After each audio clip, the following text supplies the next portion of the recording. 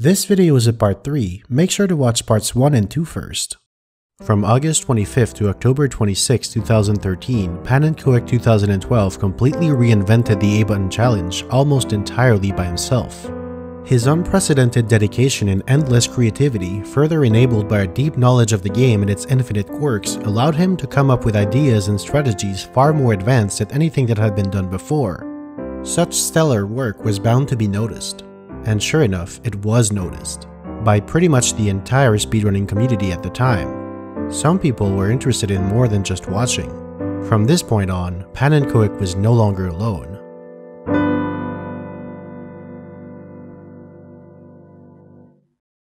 As soon as he completed his pass through every star in a game, Panin moved on to other challenges, such as no buttons allowed and no joystick allowed, where the only easy movement option is punching and jumping to slowly inch forward. The A-Button Challenge project cooled down a bit since there was little incentive to go back to it unless something new had been discovered. He didn't revisit the challenge until late March 2014 when he found that enemy luring strategies, which had been used to some extent before, had more potential than he had given them credit for. In Hazy Maze Cave, swoopers fly on a perfectly horizontal plane after their initial takeoff. He used that to his advantage by luring a swooper all the way to the slope, which raised it enough that he could bounce on it and reach the sledge to amazing emergency exit, cutting one A-press in the process. The same could be done for navigating the Toxic Maze, which is just the other alcove to the right, but that one was a bit more involved. Because there's no mole here, he instead had to align 3 swoopers at 3 increasing heights, all set up by luring them to various slopes so he could reach the higher ledge. This posed a very interesting logistical issue. Pan and Koek used his buddy, pen and paper, to solve and illustrate the puzzle.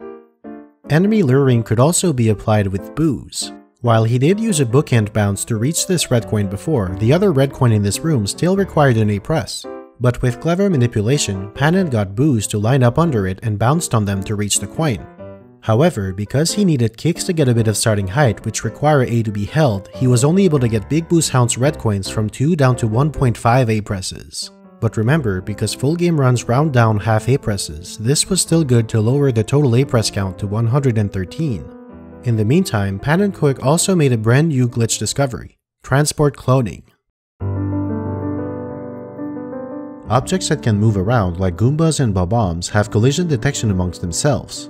We've already seen how this can lead to strange behavior while holding a Bob-omb. The function that handles the result of these collisions is the key to understand transport cloning. 2 Goombas run into each other. Their respective positions cause their hitboxes to overlap, so the game attempts to reposition them. First, it finds the relative distance between them. Then, it finds the midpoint on this line, and finally, it moves each Goomba along the line from that point by their radius so their hitboxes end up tangential to each other. In the more generic case of 2 objects with different radii, the line is divided with the same ratio as the radii of the objects. When the 2 objects are repositioned, their hitboxes will always be tangential at that point along the line. While such a scenario is technically possible, by far the most common case involves 2 Goombas, so they are placed at the exact halfway point between their original positions. The transport cloning glitch happens when the Goomba clone is released while the original is currently colliding with another Goomba. The key reason why it happens is that the Goomba is warped to the hope after the collision is detected but before the collision handling function is run. When the function finds the relative distance between them, what should be a small distance ends up being arbitrarily large. After that, the game finds the midpoint and places each Goomba 1 radius away in each direction, so the result is that both Goombas are warped to the point halfway between their original positions and the hope. Another important detail is that this repositioning is only done along the horizontal plane. The vertical position is completely unaffected. So if the hope is at a different vertical position, both Goombas will end up halfway to the hope in the X and Z coordinates, but while the Goomba clone ends up at the hope's Y coordinate, the other Goomba remains at its original Y position. This glitch allowed for 2 major breakthroughs in cloning capabilities. It was now possible, albeit very restrictive and convoluted, to release a clone at a location otherwise inaccessible without the situational hand-in-hand glitch. Although because Mario needs to be close enough to the Goomba trio for them to be loaded in the first place, there would be very few situations where transport cloning actually enabled new clone locations. The most valuable benefit was the ability to release the clone just far enough away from Mario that he doesn't immediately bump into it. Pan and Koek figured that this new technique would prove useful in Bowser in the Sky. Despite Panon's hard work, that stage was still sitting at 10 A presses. First, he found that luring a Goomba to the edge of this bridge barely allowed him to skip past that gap without using A. Next, he found a use for transport cloning. He released a clone here while these two Goombas over there were running into each other. This warped both Goombas halfway to Mario, with the clone partly in the ground because of Mario's lower position. Afterwards, he used the fact that Goomba clones do still have collisions with other Goombas. He guided a Goomba to push the clone all the way to the other side where Mario could bounce on it after getting the final red coin, saving an A press. Panon was not done in this level. His next endeavor was to save the A press needed to jump into the pipe to the Bowser fight. The main issue here was that to bring a Goomba clone all the way to the pipe, he would need to be able to get there while holding an object. The closest Bob-omb to clone with is all the way down there, and because holding an object severely hinders Mario's movement options, that meant Panon needed many more clones to cross small gaps that would otherwise be trivial.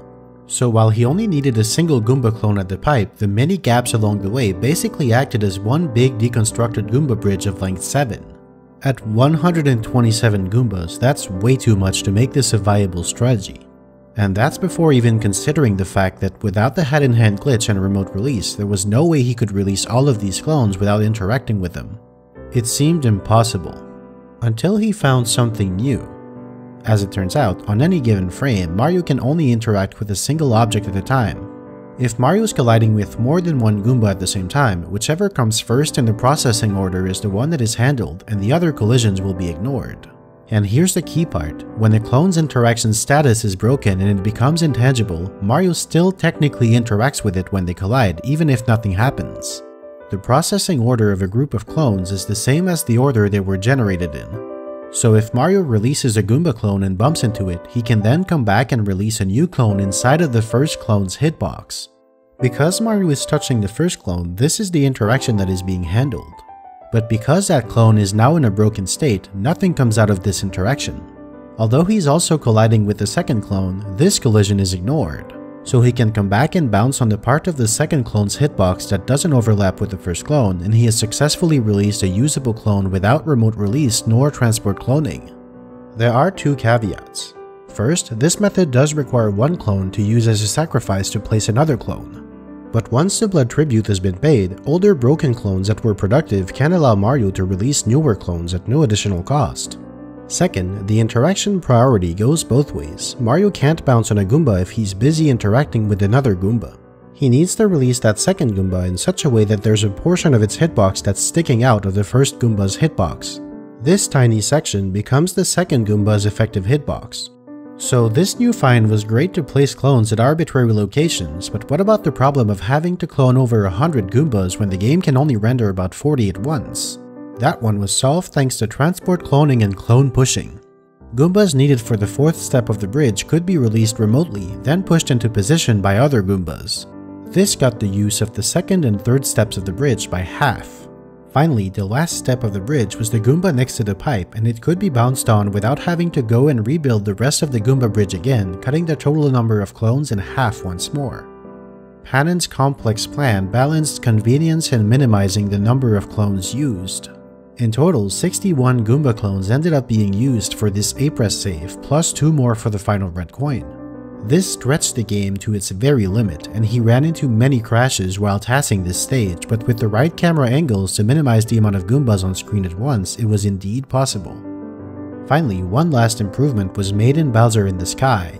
But this time there was something different. It was not made by Panon Koik, but by someone new. His name was Ganner D.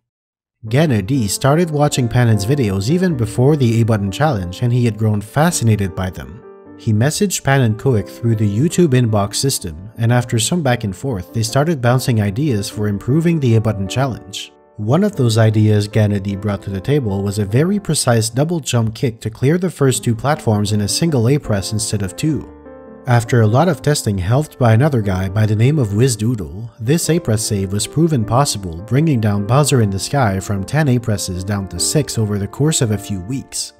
Around that same time, another A-press was saved, this time in Jolly Roger Bay. Through the jet stream had always been fairly straightforward, 1 A-press to break the metal cap box and 1 A-press to jump into the star with the metal cap.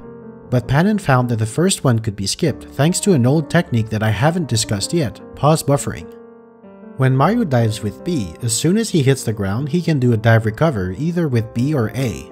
If he's on a steep enough slope, he actually hits the ground on the very next frame after he dives. As soon as he does though, he very quickly loses forward momentum. So each frame spent sliding after a dive takes out a big chunk of speed. In normal circumstances, you could dive with B on one frame and press A to recover on the next, but that's not a particularly alluring strategy here. Because both the dive and the dive recover have to be done with B, there has to be at least one frame where B is released between them, which causes Mario to lose part of his speed. But while the game is paused, the physics engine doesn't advance, yet controller inputs are still being read. So by pausing the game while B is released, Mario can dive on one frame, pause and release B, unpause and repress B, and recover on the next frame. This let him keep all of his forward speed, which was just enough to make it onto the metal cap box and save an A press. In Hazy Maze Cave, for Metal Head Mario can move, Ganon D came up with another enemy lure, this time with the Scuttlebug to skip one of the gaps and save an A press. Meanwhile though, Panenkoek was working on something far more advanced. He theorized something quite insane. In Tick-Tock Clock, what if you could skip the final A press of time jumps on moving bars?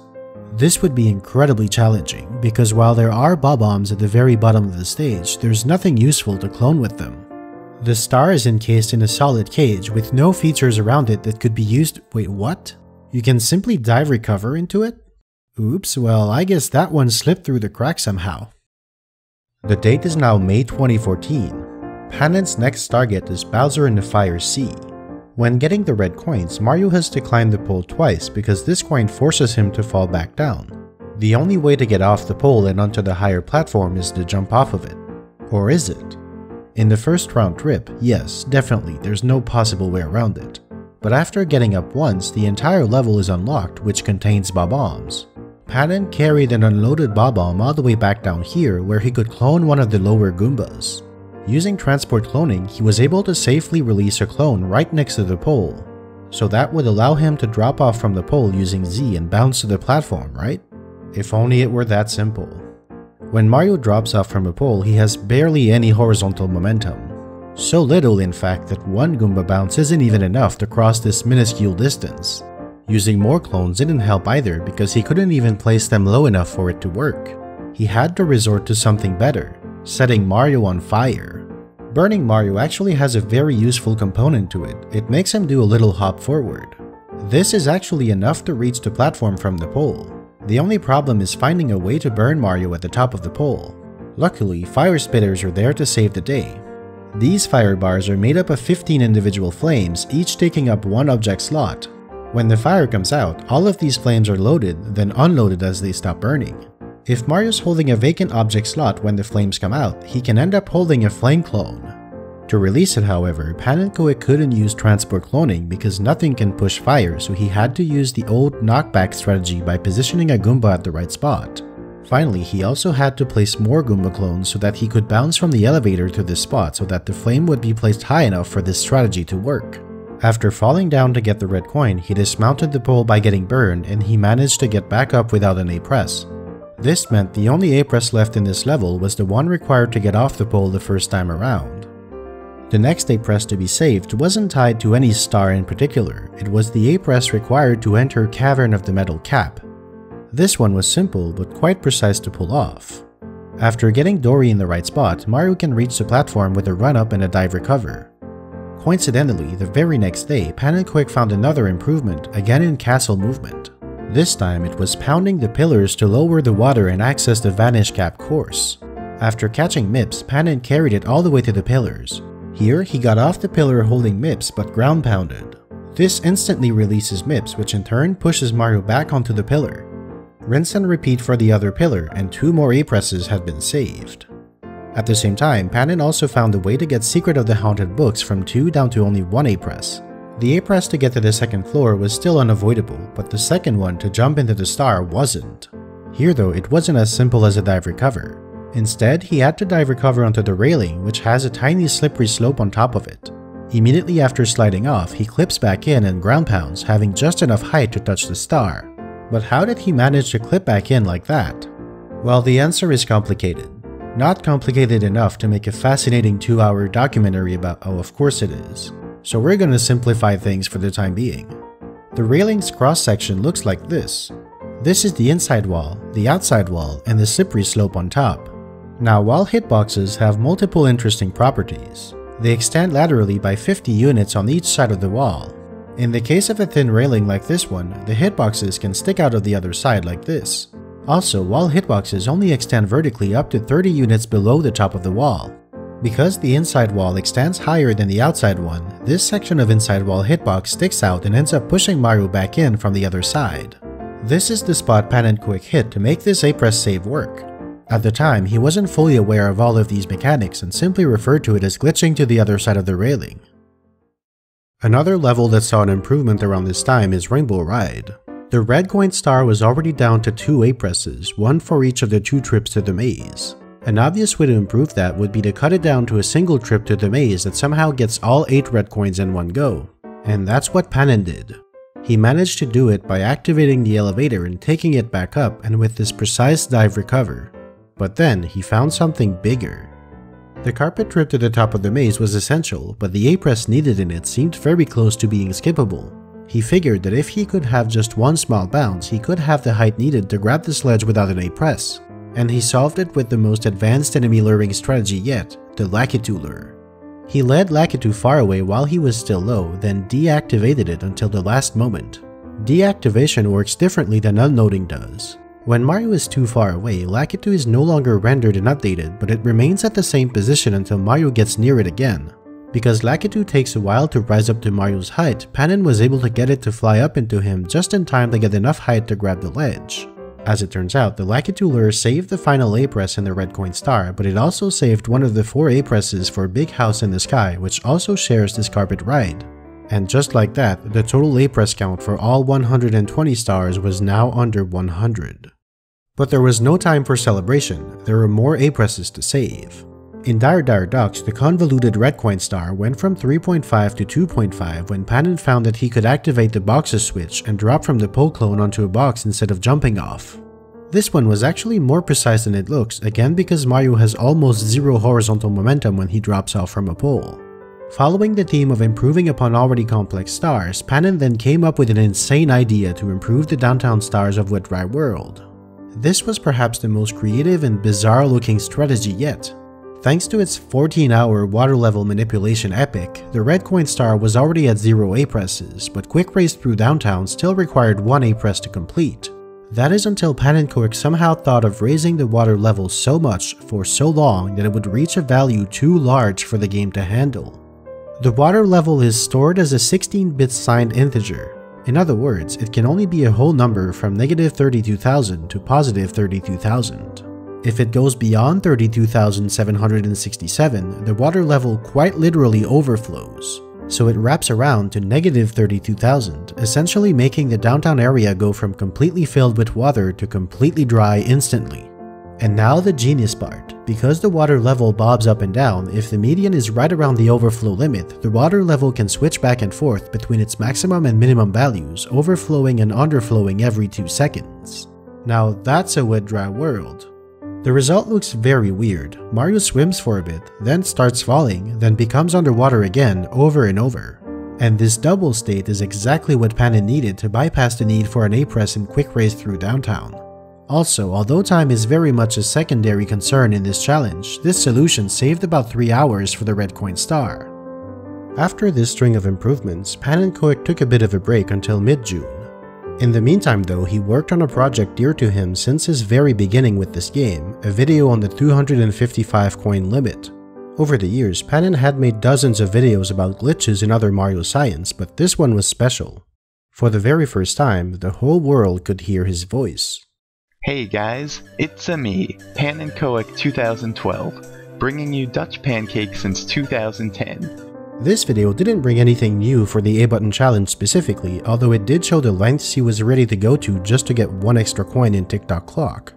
The response from the community was so positive that he decided that from this point on, glitch explanations in other science videos would become commentated. But because A-button challenge videos were mostly demonstrations of a strategy, he felt little incentive to provide additional commentary other than the video description and kept them in the same format as before. When Panon came back to the A button challenge, he found an A-press save to go to Bowser in the Sky, which always required 2 A-presses to get up the steps. After exiting either Rainbow Ride or Wing Mario Over the Rainbow, it could be done in only one with a slide kick bounce and a dive grind double jump kick up 3 steps at once. How does that skateboard trick sounding move work? If you've played this game before, you've probably encountered this situation. This happens because ground movement and air movement are fundamentally different. On the ground, Mario's pretty much always moving in the direction that he's facing. In the air, Mario's movement is defined by his speed and facing angle as well, but it is also influenced by the direction of the control stick. If Mario is facing slightly away from a ledge but the control stick is held towards a platform, he will move off of it while on the ground and back onto it once he's in the air.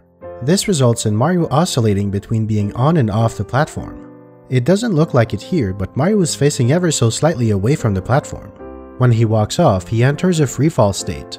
In freefall, Mario can dive no matter his speed. He dives, but the joystick is held towards the step, so on the very next frame, he moves back onto the step. But now, because he's facing away, he slides back off the platform and into freefall again. Each time Mario dives, it adds a flat 15 to his speed up to a maximum of 48, which is 50% more than running speed. So with 4 consecutive dives, he gets his speed up to 48. Then he enters freefall for a frame and lands again. When Mario lands from a freefall, he can immediately double jump. Because the vertical speed of a jump is influenced by the horizontal speed, and because a double jump has a higher vertical speed than a single jump, a 48-speed double jump kick gives him just enough height and distance to make it all the way up the stairs in a single A-press. Next, Panon Koek looked at the 100-coin star in Hazy Maze Cave. It took 1 A-press to ground pound the switch for blue coins, but with clever swooper bounces, he could reach 100 different coins with only that 1 A-press. That is until he found a way to ground pound the switch without having to jump. How could he do that? Again, the answer was swoopers. However, using swoopers to ground pound the blue switch meant that he no longer could use them to reach to navigating the Toxic Maze alcove. Because of that, he missed out on too many coins to get 100 without an A-press. But thankfully, he could still combine it with the red coin star and get both of them for 1 A-press total instead of 1 for each. Next up was Chip Off Whomp's block. If you remember, this star was left at 1 A-press last time because Panon Koek couldn't find a way to get Mario to the star without jumping. Well, if he couldn't bring Mario to the star, why not bring the star to Mario? That's right, he could do it via cloning. Now it's easy to say just clone the star, but it's actually not that simple. Up until this point, the only way Panon managed to clone a star was by carrying objects through loading zones, but Dire Dire Docks and Wet Dry World are the only 2 levels in the game that have a loading zone. The issue is that without the loading zone, stars are always loaded no matter how far Mario is from them, so they can't load into an object slot that he's currently holding. But here, because the star appears after the fight with King Whomp, it could theoretically load into Mario's hands if he was holding the correct vacant object slot right at that moment. As far as holding a vacant object slot goes, Panon knew it was possible to get a hold of an unloaded cork box by bringing it all the way up to the top and having King Whomp break the box while grabbing it at the right time. There's a major problem with keeping that unloaded box though. To end the fight, Mario needs to ground pound King Whomp, which is incompatible with holding an object. It was time for new technology to step in. This strategy was actually months in the making. Back in 2013, Panon Koek had discovered hands-free holding, a state in which Mario is no longer in the action of holding an object, but he still has a held object with him. It can be triggered by a few specific actions, like diving into a downward slope or bonking into a ceiling. This is a volatile state with many restrictions. In short, Mario's trying to get rid of the object, so he has to be kept constantly busy to keep him from dropping it. This is usually done by jumping repeatedly, but that's not an option here. I'll leave figuring out why as an exercise for the viewer. Instead, Panon had to get creative. First, he triggers the hands-free holding glitch by bonking into the bottom of King Whomp, which at this moment acts as a ceiling. Then he punches repeatedly to avoid dropping the unloaded box until he's in the right position to ground pound King Whomp while holding a specific vacant slot which the star loads into. And this finally brought down Chip Off Whomp's block to 0 A-presses. Around the same time, Panon Koek also posted a video about trying to clone blue coins. While he tried very hard to make it happen, he just couldn't get it to work. It doesn't really work. I just get stuck in some sort of limbo world. This goes to show that even though so many breakthroughs were made in that era, a lot of the research still ended up in a dead end with nothing useful gained. Also, Panin started posting some lower effort videos for testing ideas and documenting strategies over on a secondary channel aptly named Panin Keok 2012. I'm sure that's not gonna be confusing. July 2014.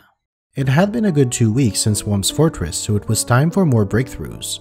The ascent up the rotating Redcoin platforms in TikTok Clock, which was done in 0A presses before, was now found to be possible in 0A presses. But this time, while holding an unloaded Bob-omb. Panin Keok found that by entering the clock on the random setting and by manipulating the RNG, he was able to get all the way up these platforms safely while holding an unloaded object. This let him clone a Bob-omb up here.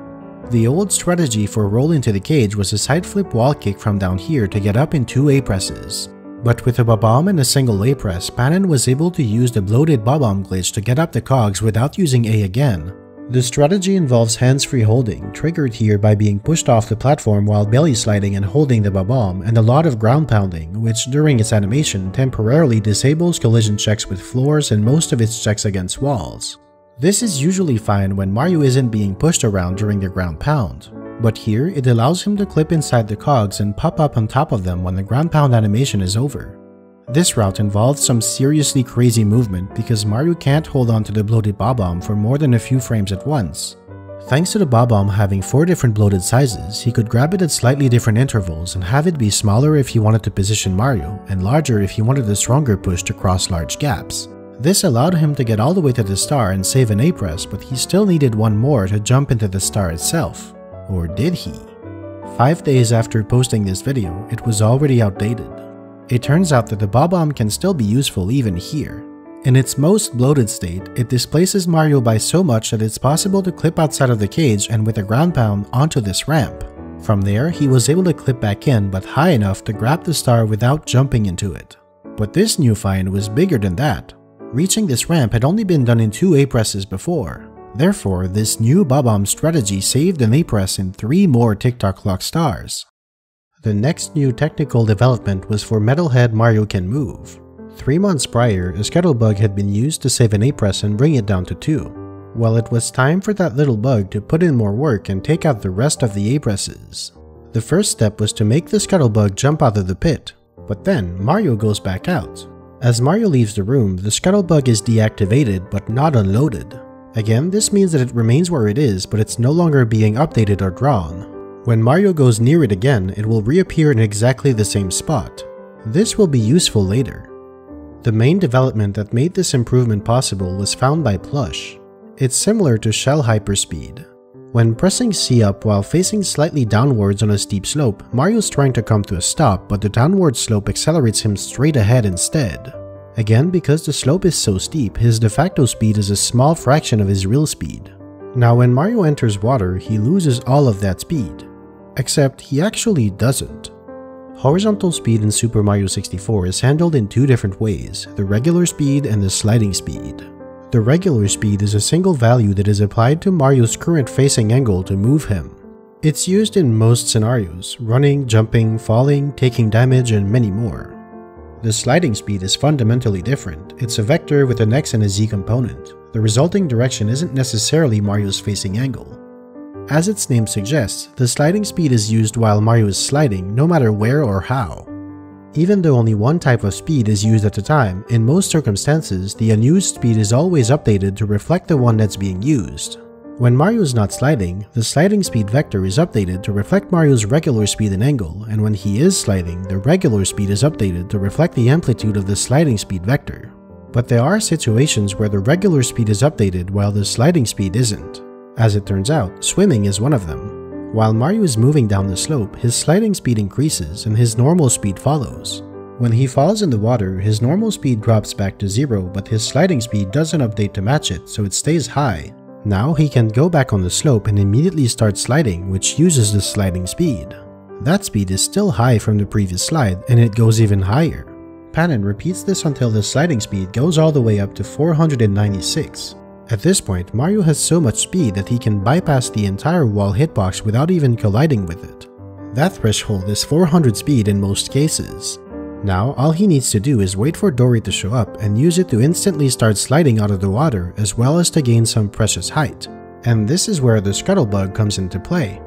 As soon as it's reactivated, Mario goes butt sliding onto it with so much speed that one single bounce gets him all the way across to the star.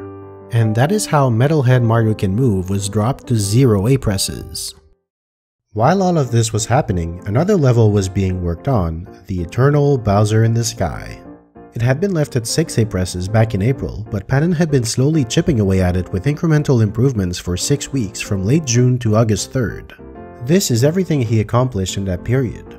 First, 1 A press was saved using Black Magic. What's going on here is actually not new. In his first run through the challenge, Panon had already abused this mechanic to save an A press in a higher elevator, perhaps without even realizing it. But how does that work? Simply because this thing is stupid. Have you ever run into weird wonkiness on one of these elevators before?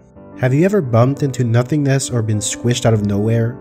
Here's why. The axle rotates around its center, but its hitbox is incorrectly anchored at one of its tips instead. And that's the reason behind all of this weird behavior, including both of these A press saving moves. The second A press save came in the middle of the level. This red coin always required an A press to grab, but theoretically Mario could also collect it by falling from above. Unfortunately, because getting off this pole also requires an A press, it wasn't any better to do so. But Panenkoek figured out that using Goomba clones, it would be possible to dismount the pole without using A. Because the cloning had to be done over here, which is past the pole, he did have to use A once to dismount it the first time. But then he could clone Goombas, drop down to the red coin, and climb back up using the Goomba clones to dismount the pole without using A again.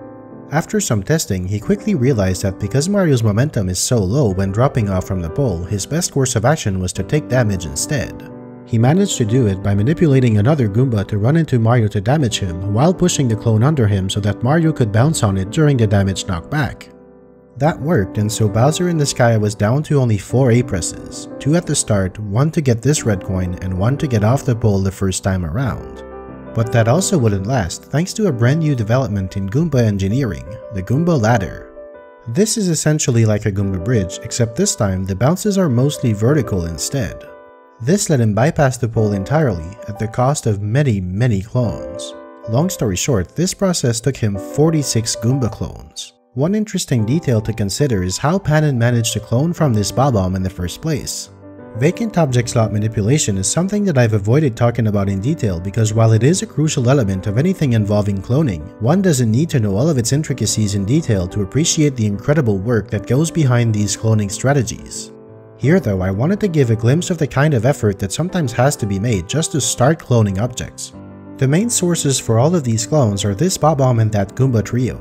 If you remember, on a flat surface like this, it's extremely difficult to clone with a Bob-omb. The only real option Panenkoek had was to hold it off the edge as it blew up. Grabbing it this way will give Mario the vacant object slot number 9 because of all the smoke particles and the explosion happening at the same time. Now because a Goomba trio is made up of 3 Goombas, they will load into the first 3 vacant slots. This is the problem. To get a Goomba to show up in Mario's hands, Panon needs to lower that vacant object slot number from 9 to between 1 and 3, which means he has to load at least 9 temporary objects that would unload in a different order, giving him a new vacant slot number. The best he could do by kicking up dust was only up to 8 dust particles, so he paired it with collecting the Bob-omb's coin to add sparkles to the object count. So a temporary particle loaded into Mario's hands and then unloaded, which lowered his vacant slot number enough that he was able to clone a Goomba from there. But because the coin from a Bob-omb is a one-time thing, this method could not be reused. So he used that first Goomba clone to get easier future cloning. Bob-ombs immediately explode when they come in contact with other Bob-ombs, Goombas, or other enemies.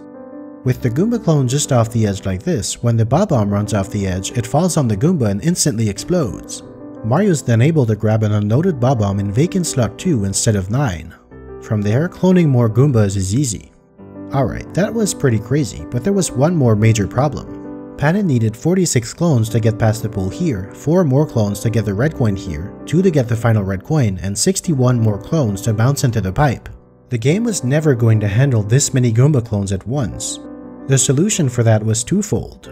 First, the disjointed axle hitbox let him skip one step of the upper Goomba bridge, and second, he found that he could bring a Bob-omb to the pipe and skip the last few steps of the Goomba bridge. This brought down the total amount of Goombas from 113 to 63. Nonetheless, because most of these Goombas were close together over there, the additional clones Panon needed to get this red coin would invariably crash the game. How he solved that seems absolutely insane, because it is absolutely insane. He got up the entire course without getting any red coins, entered the Bowser fight, and then he purposely fell off to his death. But why? Because this puts Mario back here at the very top of the stage, but it resets the entire level so that all the clones are now gone. From there, he was able to set up all the clones again. But this time, because he started from above, he only needed a few clones to get back up the pole once instead of using 46 to build a Goomba ladder to bypass it. And that made all the difference to enable this crazy A-Press save to happen. But wait, there's more. 3 days later, Panon quick figured out a way to save the very last A-Press past the beginning platforms. He did it by carrying Chuckya all the way there. In short, the two main challenges were getting past this gap and getting from holding Chuckya here to having it throw Mario into the coin without killing it in the process. Both of these were solved by dive grinding. Basically, that gives Mario enough speed in a short enough time that he has time to catch up to Chuckya and get caught before it lands, similarly to what he had done in Wet Dry World before. And with that improvement, what was once a 13 A-Press stage was now down to only 2, both at the very beginning.